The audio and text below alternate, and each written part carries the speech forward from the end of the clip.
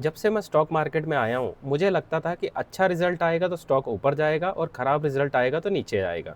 मुझे लगता था स्टॉक मार्केट इतना ही आसान है, लेकिन मैं गलत था और कई साल तक गलत रहा। अब वो ऐसी कौन सी चीज़ें हैं जिसकी वजह से स्टॉक अच्छा रिजल्ट आने के बाद भी नीचे गिरता है और ख़राब रिजल्ट आने के बाद भी ऊपर को जाता है? और वे कौन सी कन्फ्यूजन वाली चीज़ें हैं जो अगर आप ध्यान कर लें तो आने वाले टाइम में आप अपने लॉसेस होने से बचा सकते हैं। कंपनी का लेटेस्ट रिजल्ट आता है 30% से ग्रोथ हुई है और स्टॉक गिर जाता है 10%। क्यों ऐसे हो रहा है? एफ आई आईज बेच बेच के निकलता जा रहा है और रिटेल इन्वेस्टर को पता ही नहीं लग रहा है। अब ये सारी चीज़ें सीखने में मुझे कई साल लग गए। काश मुझे ये सारी चीज़ें कोई 5 साल पहले बता देता। अब मैंने जो पिछले 6 साल में सीखा है वो सब कुछ आपको इस एक वीडियो में बताने जा रहा हूँ। तो चलिए शुरू करते हैं। अगर आप इन सब चीज़ों का ख्याल रख लेंगे तो आई एम श्योर आप आने वाले टाइम में रिजल्ट के ऊपर होने वाले जो बवाल है उससे बच जाएंगे और अपना जो कीमती पैसा है उसको खोने से हमेशा बचते रहेंगे। आज मैं आपको वो सारी सिचुएशन बताऊंगा जो आपको हमेशा कंफ्यूज करती हैं और इस वीडियो के बाद आपका कंफ्यूजन क्लियर हो जाएगा। जब कभी भी किसी कंपनी का रिजल्ट आते हैं तो सीईओ आके बोलता है कि भाई रिजल्ट बहुत अच्छा है, हमने 40% से ग्रोथ करी है और आपका स्टॉक 15% से धड़ाम से नीचे गिर जाता है। अब रिजल्ट वाले दिन क्या होता है? सीईओ आता है कंपनी का और आके बोलता है बड़ी खुशी, वी आर वेरी हैप्पी, हमने 40% ग्रोथ करी है इस क्वार्टर में, और स्टॉक जाके गिर जाता है 10%। क्यों ऐसा होता है? सीईओ तो बहुत खुश है लेकिन मार्केट खुश नहीं हुई। ऐसा क्या हुआ? कोई तो गलत है, या तो सीईओ गलत है या मार्केट गलत है। ऐसा होता क्यों है? ये इसलिए होता है क्योंकि जो स्टॉक मार्केट के अंदर आपको कौन कॉल पढ़ना पड़ता है, उसकी कमेंट्री गाइडेंस को चेक करना पड़ता है, वो बुलिश है, बेयरिश है, उन्होंने वादा कितना करा था और डिलीवर कितना करा है। ये तो ऐसा हो गया कि जैसे क्रिकेट का एग्जांपल यहाँ पे लेते हैं कि क्रिकेटर जो टीम है उसका कैप्टन आता है और बताता है कि हम अगली सीरीज़ को जीतने जा रहे हैं बहुत ज़बरदस्त तरीके से, लेकिन जो सेलेक्टर है वहाँ के, सेलेक्टर हो गया वहाँ का मार्केट और जो कैप्टन है वो सीईओ हो गया। तो जो सेलेक्टर है उसको पता है कि भाई इस टीम के 5 जो मेन प्लेयर हैं, 3 बैट्समैन 2 फास्ट बॉलर, वो इंजर्ड हैं ऑलरेडी।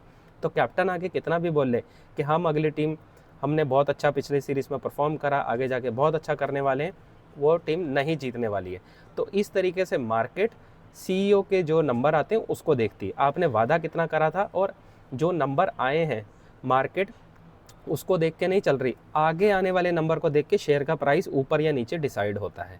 तो इसलिए नंबर को देख के कभी भी परेशान नहीं होना है। दूसरी सबसे बड़ी मिस्टेक जो मैं हमेशा करा करता था वो था रिटेल इन्वेस्टर की तरह मैं हमेशा ऑर्डर बुक को देख के बहुत ज़्यादा खुश हो जाता था। अब मान लीजिए किसी कंपनी ने अगर 800 करोड़ का ऑर्डर बुक प्लान करा है, उनके पास है, और वो उसको दिखा रहा है और मैं उसको देख के बहुत ज़्यादा खुश हो जाता था। अब यहाँ पे प्रॉब्लम शुरू होती है। सीईओ आके बताता है, कॉन्फिडेंट बताता है कि हम इस साल इस 800 करोड़ की ऑर्डर बुक को में से 400 करोड़ को एग्जीक्यूट कर देंगे और हमारा इतना हम यानी कि हम नंबर पे पहुँच जाएंगे। मार्केट बहुत खुश, मैं भी बहुत खुश, जाके स्टॉक खरीदा और स्टॉक मेरे खरीदने के बाद 330%, 40%, 20% जो भी है मार्केट में से गिर गया। हुआ क्यों ये ऐसा? क्योंकि मार्केट एक्सपेक्ट कर रही थी कि यहाँ से आप 400 करोड़, जो आपने बोला है 400 करोड़ करेंगे, लेकिन आपने करा है 350 करोड़। मार्केट को पसंद नहीं आया, स्टॉक नीचे गिर जाता है। ये भी इसमें से एक इम्पॉर्टेंट वजह है। नेक्स्ट एक बहुत इंपॉर्टेंट है जो कि सेल होने के बाद अक्सर लोग कैश फ्लो को देखने चले जाते हैं। हालांकि मैं इस चीज़ से एग्री नहीं करता हूँ, लेकिन फिर भी मैं इसको थोड़ा सा डिस्कस करता हूँ जस्ट फॉर अंडरस्टैंडिंग, समझने के लिए। कैश फ्लो का रोल क्या है आपकी कंपनी के लिए जब आप उसको पढ़ते हैं। कैश फ्लो, मान लीजिए आप एक एग्जांपल के लिए आप एक दुकान चलाते हैं और आपने 10,000 रुपये का सामान किसी को बेच दिया। मान लीजिए आप वीडियो देख रहे हैं, आप दुकानदार हैं और मैं आपका कस्टमर हूँ। आपने मुझे 10,000 रुपये का सामान दे दिया और आपने अपनी बुक में जाके लिख लिया कि मैंने राज को 10,000 रुपये का सामान दिया। उस पैसे को आपने अपने प्रॉफिट एंड लॉस में दिखा दिया और प्लस प्रॉफिट में दिखा दिया है। आपने 10,000 का सेल दिखा दिया और नीचे जो भी प्रॉफिट निकलता है वो दिखा दिया, प्लस उस अमाउंट को आपने अपने बैलेंस शीट के एसेट साइड में जाके दिखा दिया। लेकिन मैंने आपको वो पैसा दिया ही नहीं है। तो कैश फ्लो से आपको पता चलता है कि बिजनेस के अंदर एक्चुअली कैश कितना आ रहा है। हालांकि मैं अगेन कह रहा हूँ, मैं इस चीज़ से ज़्यादा एग्री नहीं करता हूँ, लेकिन समझ लो, क्या जो आपने एंट्री करी है आपकी डायरी में या बैलेंस शीट के अंदर, क्या आप उससे कोई चीज़ खरीद सकते हो? आंसर है नहीं। क्या आप उस पैसे से जो आपने एंट्री करके रख ली अपने पास कि मैंने यानी कि राज को दिया और राज आपको रिटर्न करे, रेंट भर सकते हो? नहीं। आप उससे कोई सैलरी दे सकते हो? नहीं। क्या आप उससे कोई रॉ मटेरियल खरीद सकते हो? नहीं। ये सिर्फ आपको एक पेपर प्रॉफिट दिख रहा है, जिसकी वजह से आप इसको इस तरीके से देखें कि कैश फ्लो एक्चुअली जो कैश बिजनेस के अंदर आता है वो दिखाता है। हालांकि मैं इस चीज़ से एग्री नहीं करता हूँ, लेकिन फिर भी मुझे लगा कि ये पॉइंट आपको डिस्कस करना चाहिए। अगर आप नए इन्वेस्टर हैं, थोड़ा सा ध्यान रखें, कोशिश करें इसको समझने की, सीखने की, आपके काम आ सकता है। हालांकि स्टॉक का चलने से, गिरने से रिजल्ट के ऊपर जो इफेक्ट आता है वो कैश फ्लो का लेना देना ज़्यादा नहीं होता है, 5 से 10% हो सकता है, लेकिन over the period of time इसके साथ साथ और बहुत सारे मूविंग पार्ट्स होते हैं जो किसी स्टॉक के गिरने की वजह बनते हैं। स्टॉक गिरता है फ्यूचर को देख के, और जो नंबर आते हैं वो करंट सिचुएशन को बता रहे हैं कि हमने कितना अचीव करा है, और मैनेजमेंट की जो गाइडेंस दी जाती है कि हम फ्यूचर में इतना ग्रोथ करेंगे, स्टॉक उसकी प्रोबेबिलिटी पे, उसकी जो प्रोमिसेस है उसको फुलफिल करने की जो प्रोबेबिलिटी है उसके ऊपर चलता है। ऑर्डर बुक की एक और हकीकत होती है जो बड़ा बहुत ही बुरा हो सकता है। ऑर्डर बुक, मान लीजिए एक कंपनी के पास 1200 करोड़ की ऑर्डर बुक है, लेकिन वो ऑर्डर बुक को देख के जब आप एक्साइटेड हो जाते हैं और रिजल्ट आते हैं फिर भी स्टॉक गिर जाता है, कैसे? अब ऑर्डर बुक की जो टाइमलाइन थी वो आपको दिसंबर में पूरी करनी थी, दिसंबर जनवरी में। पहली चीज़, आपकी टाइमलाइन मिस हो सकती है। आपका हो सकता है एग्जीक्यूशन में नंबर अच्छा आया हो, लेकिन वो ऑर्डर बुक का जो टाइम था, मान लीजिए आपको 6 महीने में ख़त्म करनी थी, आप 6 महीने ही ख़त्म करी, 7 में करी, मार्केट को ये चीज़ पसंद नहीं आती। दूसरा, इस बीच आपका ऑर्डर डिले हो गया, आपके ऊपर पेनल्टी लग सकती है, प्लस आपके ऑर्डर कैंसिल भी हो जाते हैं इसके बीच में, जो कि मैनेजमेंट आपको 3 महीने 6 महीने बाद जब वापस आती है तब बताएगी, आपको जल्दी नहीं पता लगता है।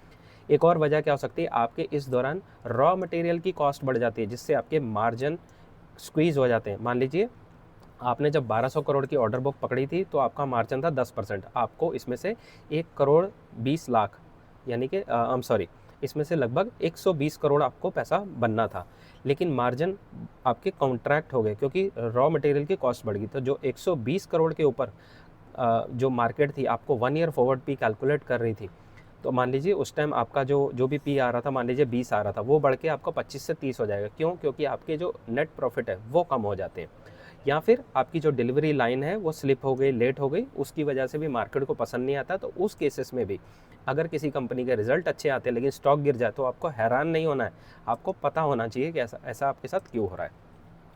इसके बाद जो सबसे लास्ट एंड इम्पॉर्टेंट मुझे लगता है कि जब मैनेजमेंट आगे बड़े कॉन्फिडेंटली बता रही है कि हमने 400 करोड़ का रेवेन्यू करा है, उसके बाद भी स्टॉक गिर क्यों रहा है? उसका एक रीज़न ये हो सकता है, उसका एक बहुत इंपॉर्टेंट रीज़न ये हो सकता है कि मैनेजमेंट ने प्रॉमिस करा था 40% ग्रोथ करने का, लेकिन आपने वहाँ पे ग्रोथ करी है 35%। मार्केट को पसंद नहीं आएगा, स्टॉक नीचे गिर जाएगा। दूसरा सिचुएशन एक और जो हो सकता है कि रिजल्ट तो अच्छे नहीं आए लेकिन स्टॉक ऊपर चला गया। क्यों ऐसा हो रहा है? क्योंकि कंपनी ने एक्सपेक्ट करा था कि 15% ग्रोथ करेंगे, लेकिन उन्होंने डिलीवर करा है 20%। तो आप बोलोगे 35% का जो नंबर है वो गिर रहे हैं और 20% बढ़ क्यों रहा है?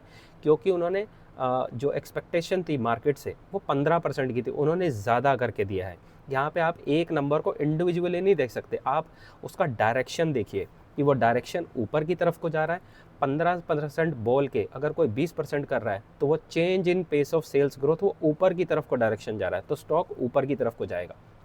अगर मैनेजमेंट ने बोला है 40% और वो कर रहा है 35%, तो उसका direction change in pace of sales growth जो है वो कम हुआ है, वो नीचे की तरफ को आपका स्टॉक को लेके आएगा।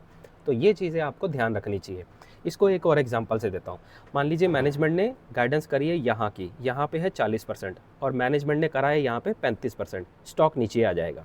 अगर मैनेजमेंट ने गाइडेंस करी है 15% यहाँ पे और मैनेजमेंट कर देती है 20%, स्टॉक ऊपर को चला जाएगा।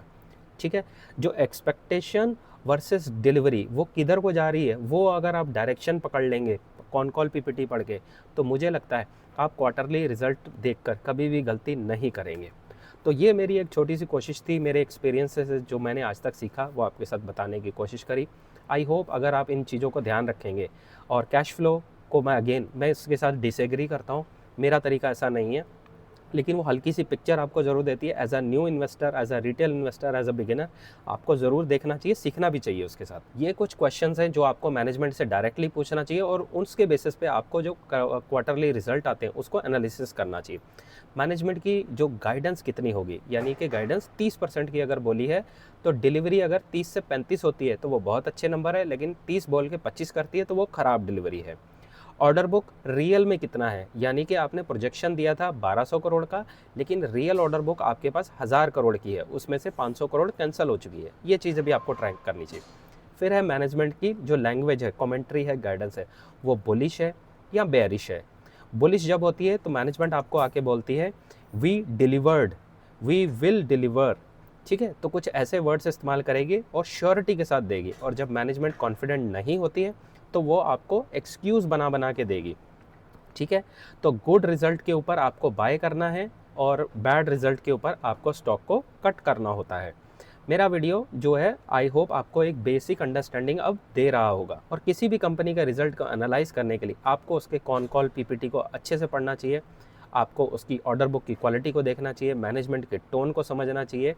ये अगर 3 चीज़ें आप देख लोगे, और उसके बाद अगर प्राइस के लिए अगर आप उसका चार्ट को, हालांकि चार्ट को मैं सिर्फ 5% देखता हूँ, अगर चार्ट का डायरेक्शन आप देख लेंगे, चार्ट का डायरेक्शन ऊपर को है, मैनेजमेंट की कमेंट्री गाइडेंस उसी डायरेक्शन में, और नंबर अच्छे आ रहे हैं, मोर और लेस आपने एक अच्छा स्टॉक पकड़ लिया है। अब आप उसको घुस के पढ़ो और पकड़ के फिर पोर्टफोलियो में डाल लो।